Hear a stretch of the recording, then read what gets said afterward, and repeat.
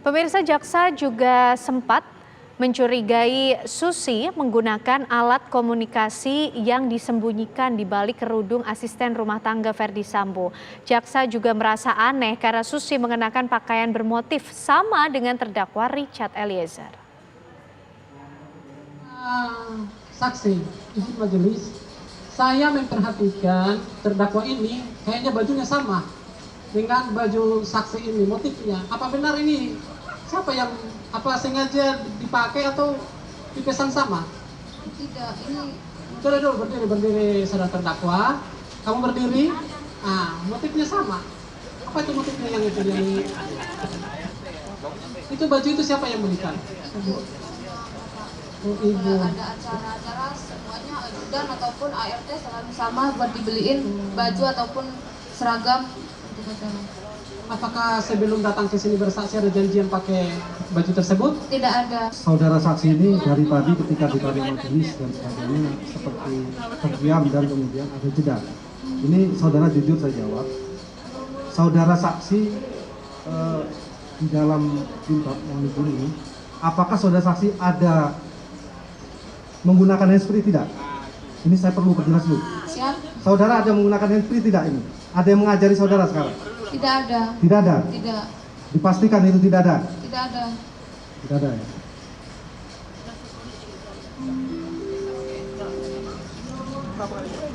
Benar tidak ada ya? Tidak ada. Baik pemirsa, untuk kembali melihat apa yang akan berlangsung di ruang sidang hari ini, kami ajak Anda juga bergabung dengan Profesor Adrianus Meliala yang merupakan kriminolog. Selamat siang Pak Adrianus. Selamat siang, Mbak. Ya, sehat Pak? Sehat, terima kasih. Baik, Pak, lagi-lagi kita akan mengikuti bagaimana jalannya sidang tanpa suara, membisu begitu, hanya bisa kita lihat gambarnya hari ini yang akan menghadirkan saksi untuk terdakwa Verdi Sambo dan juga Putri Chandrawati. Pak Adrianus, kalau kita melihat juga tadi beberapa cuplikan yang disampaikan oleh Verdi Sambo bahwa apa yang dia lakukan kepada Brigadir Joshua ini merupakan bentuk kemarahannya atas apa yang dialami istrinya Putri Chandrawati. Begitukah Pak ketika suatu tindak pidana berlangsung kemudian ada motif kuat yang mendasari tindakannya sampai akhirnya menghilangkan nyawa seseorang? Ya mungkin saja ya. Nampaknya memang yang bersangkutan walaupun dalam situasi dikuasai emosi juga masih berpikir cukup sistematis ya dalam rangka memilih metode untuk melenyapkan ya nyawa orang yang dianggap sebagai sumber kemarahan, lalu kemudian merencanakan hal-hal yang pasca pembunuhan dan bahkan tidak hanya itu tapi juga lalu membantu menggalang skenario baru gitu. Nah memang artinya kalau tadi saya bilang secara sistematis, saya ingin itu semua berlangsung secara salah gitu ya. Bukan sesuatu yang benar, tapi sesuatu yang salah yang dilakukan oleh yang bersangkutan, begitu.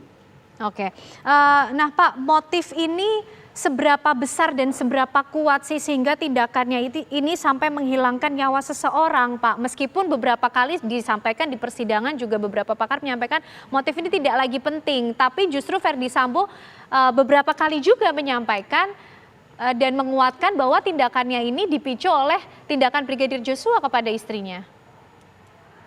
Jadi secara konvensional ada beberapa motif yang biasanya latar belakangi suatu kegiatan atau tindak pidana pembunuhan.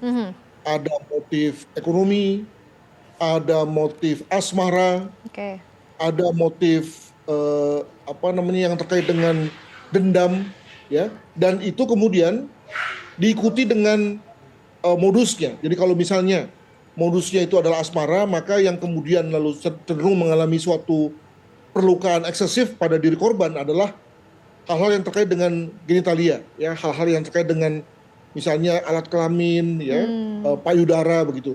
Nah kalau misalnya terkait dengan yang bersifat dendam, itu bisa dua tuh, bisa berakibat pada eksesif ya, dalam bentuk misalnya mutilasi dan kejahatan dan modus-modus yang bersifat sadis lainnya. Nah kalau dalam hal ini kalau yang dikatakan sebagai marah, maka tentu agak ada kaitannya dengan konteks dendam lah, gitu ya. Apa namanya, sebagai suatu hal yang bersifat kemarahan yang luar biasa. Kalau dendam itu sesuatu yang dipendam, kalau dalam konteks Sambo ini kelihatannya waktu untuk pendamnya tidak terlalu lama, tapi yang jelas bahwa membutuhkan suatu energi untuk kemudian diledakkan begitu. Nah, maka kemudian alhasil modus yang dipakai juga modus yang bersifat sebetulnya sederhana, tetapi mengakibatkan kematian yang fatal dan seketika pada korban. Nah, jadi dalam hal ini saya bisa menerima kalau kemudian motifnya adalah yang bersifat emosi seperti ini dikaitkan dengan modusnya. Nah, soal apakah hal itu biasa, artinya apakah motif yang sama juga akan dilakukan oleh orang yang sama pada setiap kali terjadi situasi itu, ya tentu ada unsur subjektifnya juga ya. Tapi saya bisa memahami kalau kemudian motif yang dikatakan oleh saudara FS itu kemudian lalu menghasilkan suatu pola perilaku yang bersifat eksplosif ya, seketika dan fatal pada diri korban yang dialami oleh Brigadir Joshua. Demikian. Oke, Pak Adrianus, saya mau kembali mengkonfirmasi, tadi juga sempat disampaikan kalau ini terlihat nampaknya motifnya dendam begitu dan tidak terlalu lama begitu Pak dendamnya. Artinya ini memang karena peristiwa yang baru saja terjadi atau memang ini luapan dari dendam beberapa waktu yang sebenarnya terluapkan kemudian pada saat itu begitu? Nah, di sini memang kita menunggu ya kesaksian dari FS sendiri. Apakah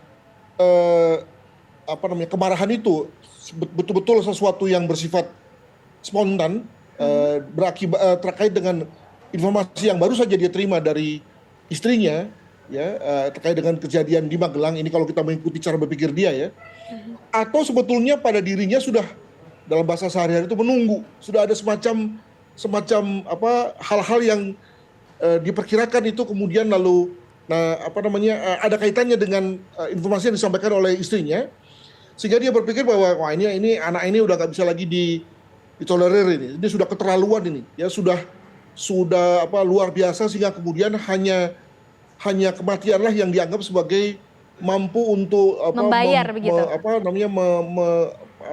Membalas perbuatan si anak ini. Nah, jadi nanti saya kira akan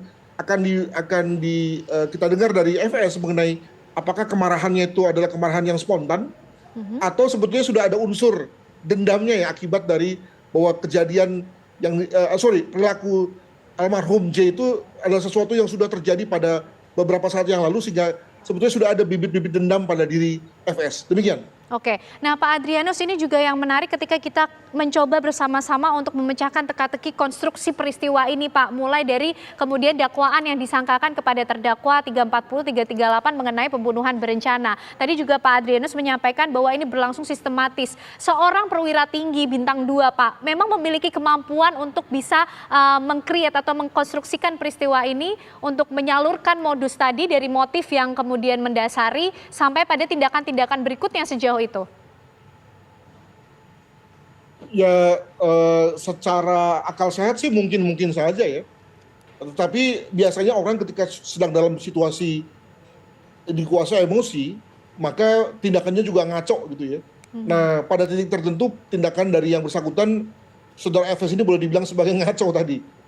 Kenapa? Karena sebetulnya dia memiliki kemampuan untuk mempertimbangkan, mengeses ya baik buruk dari tindakannya. Tetapi kalau dalam hal ini kelihatannya itu tidak dilakukan oleh yang bersangkutan, atau dengan kata lain asesmennya salah gitu. Nah, tetapi bahwa yang bersangkutan itu kemudian masih bisa memilih pembunuh, lalu kemudian memilih lokasi pembunuhan dan seterusnya, itu juga saya pikir juga mengindikasikan kualitasnya dalam tanda kutip ya, yang bersangkutan sebagai seorang yang sebetulnya terdidik dan terlatih terkait dengan penegakan hukum. Demikian, Mbak. Oke, tapi bagaimana ketika kita bicara ia sebagai seorang pelaku tindak pidana, Pak Adrianus. Nah, ini memang kalau kita lihat mungkin dari case-case yang lain yang mungkin selama ini Pak Adrianus juga tangani, mungkin lihat dari tindakan-tindakan kriminal yang ada, memang beginikah kemudian seorang pelaku tindak pidana mencoba untuk mengaburkan apa yang sudah terjadi, kalau rentetannya mulai dari motif, modus, dan bagaimana kemudian dia menangani apa yang menjadi akibat dari tindakannya tersebut?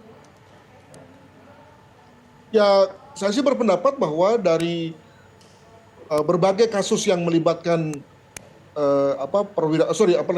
ya, orang boleh dibilang elit lah, elit di masyarakat ya. Apakah itu seorang yang jenderal atau seorang yang berpangkat tinggi atau seorang yang memiliki kedudukan baik di masyarakat, maka skandal ini bukan skandal yang termasuk sebagai sesuatu yang luar biasa baik dalam rangka perencanaannya. Jadi kalau tadi saya katakan bahwa yang bersangkutan ini merencanakan, merancang, maka sebetulnya kalau kita bicara mengenai berbagai kasus lain, maka kasus ini bukanlah yang terbaik dalam arti bahwa paling sulit, paling rapih, dirancang dan seterusnya. Sehingga kemudian lalu juga paling sulit pengungkapannya. Nah, tetapi kasus ini memang selalu menarik. Kenapa? Paling tidak ada dua hal. Pertama, mengenai motifnya sendiri itu bukan termasuk motif yang tipikal. Saya kira nanti akan dibuktikan atau akan diperlihatkan oleh kesaksian dari FS dan PC sendiri misalnya mengenai pelecehan seksual yang kemudian lalu menghasilkan satu perilaku yang tidak tipikal pada diri PC dan juga pada diri Brigadir J. Itu yang pertama. Yang kedua, adanya obstruction of justice yang dimungkinkan oleh karena posisi atau jabatan dari yang bersangkutan, dari si FS ini ya. Jadi dua hal inilah yang memang paling menarik. Walaupun kemudian tadi saya katakan tidak secanggih kasus-kasus lain, tetapi tetap kemudian menjadikan kasus ini lalu kemudian perlu menjadi pembelajaran bagi semua orang untuk tidak mengulanginya. Begitu. Pak Adrianus, tidak tipikal tadi yang dimaksud seperti apa Pak? Ketika kita berbicara mengenai motif pelecehan seksual yang beberapa waktu lalu santer kemudian diangkat begitu. Ya, jadi tentu dari segi benar tidaknya atau terjadi tidaknya itu saya kira soal yang lain ya. Tetapi kalau melihat dari persisten ya, keyakinan dan konsistennya dari yang bersangkutan saudara FS ini mengatakan bahwa terjadi pelecehan seksual pada istrinya, namun di pihak lain tidak terlihat suatu respons yang adekuat dan tipikal pada diri istrinya. Ya, dalam hal ini saya lihat ada sejawat saya misalnya saudara Reza itu berkali-kali bilang bahwa pada diri Ibu Putri ini tidak muncul hal-hal yang biasa muncul pada diri korban pelecehan seksual. Maka dengan mengasumsikan pelecehan seksual itu ada, maka dalam hal ini saya mengklasifikasinya sebagai pelecehan seksual yang tidak tipikal, yang lalu menghasilkan reaksi korban yang juga tidak tipikal. Nah, bagaimana kita memahami tidak tipikalnya ini? Ya saya kira namanya orang dan juga namanya ilmu selalu punya kekasan ya. Jadi memang ada semacam tipikal yang umum yang bersifat umum terjadi, tapi ada juga situasi di mana kemudian ada kasus lah begitu, di mana kemudian tampilannya tidak umum dan tidak khas sehingga masuk dalam kelompok tidak tipikal itu. Kemungkinan yang terjadi pada kasus ini adalah sesuatu yang tidak umum tersebut, akan mudah bagi banyak pihak, bagi jaksa misalnya untuk kemudian menyerangnya. Juga kemungkinan akan timbul ketidakpercayaan dari publik ya dalam hal memahami yang tidak tipikal itu. Demikian. Oke, Pak Adrianus, sebelum nanti kita bahas lebih lanjut, kita simak dulu informasi yang berikut ini, Pak Adrianus, mengenai skenario awal yang menyebut bahwa Ferdi Sambo sedang melakukan tes swab PCR dan tidak berada di TKP pembunuhan Brigadir Yosua akhirnya terbantahkan. Petugas swab PCR yang melayani keluarga Sambo mengaku bahwa Sambo telah melakukan tes 1 hari sebelum terjadinya pembunuhan.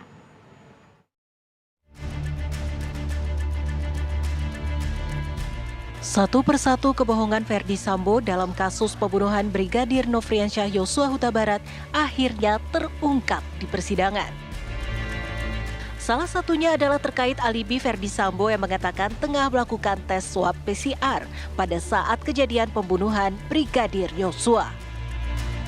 Hal ini terungkap dalam kesaksian tenaga medis yang melakukan tes swab PCR terhadap keluarga Sambo.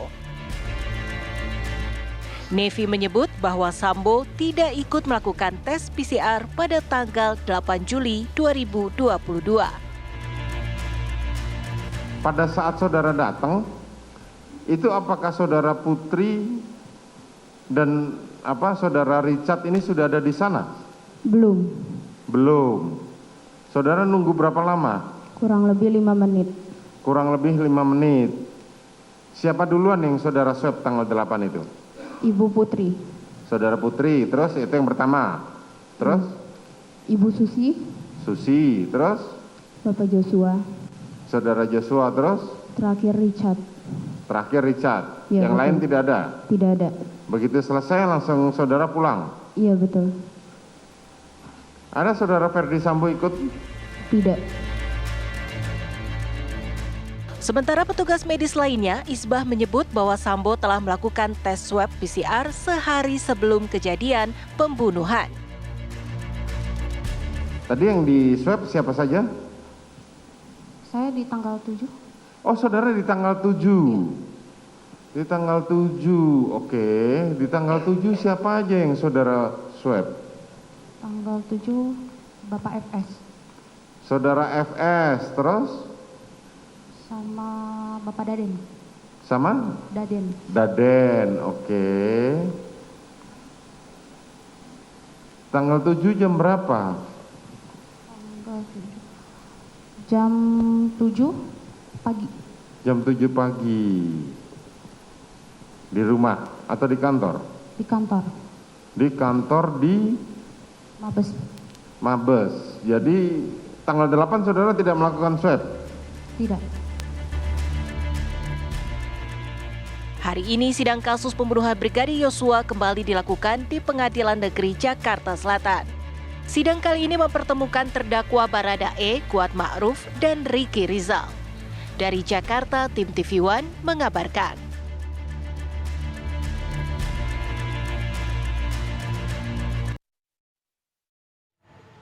Baik pemirsa, nanti kami akan ajak Anda kembali membahas mengenai persidangan dari kasus Sambo yang berlangsung oleh Profesor Adrianus Meliala, kriminolog. Nanti akan kembali dilanjutkan oleh rekan saya, Pak Adrianus Rizky Darmansyah. Usai jeda, kabar khusus TV One masih akan kembali hadir untuk Anda.